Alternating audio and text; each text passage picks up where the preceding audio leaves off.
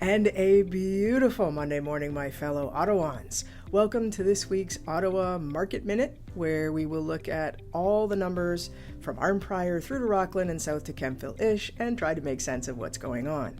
So here's what happened this past week across the greater Ottawa real estate market. We saw 532 new listings, that's 67 more than last week. There were 250 price reductions, that's 27 more than last week. We had 213 conditional sales, that's 28 fewer, and there were 8 sold conditional with escape clauses or first refusals, and that's 6 fewer than last week.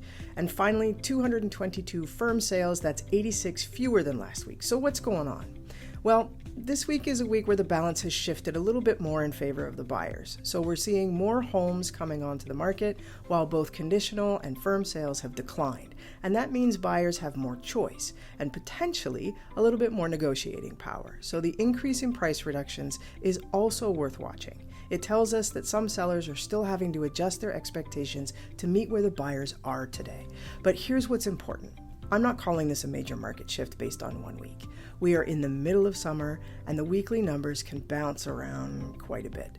What I will be watching is whether the combination of rising inventory and declining sales continues over the next few weeks. So the market pulse for the week of August 2nd to August 9th, overall market balanced, leaning a little bit more towards the buyers. Buyer activity moderating.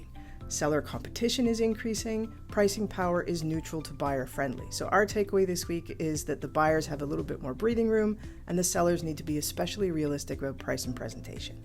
1 week doesn't make a trend, but it's definitely a trend worth watching. That's your Ottawa Market Minute. I'm Lori Gagne with the GM Real Estate Team, and if you have questions about your particular neighborhood, please drop us a DM with the words market stats and we will be happy to get back to you as fast as we can.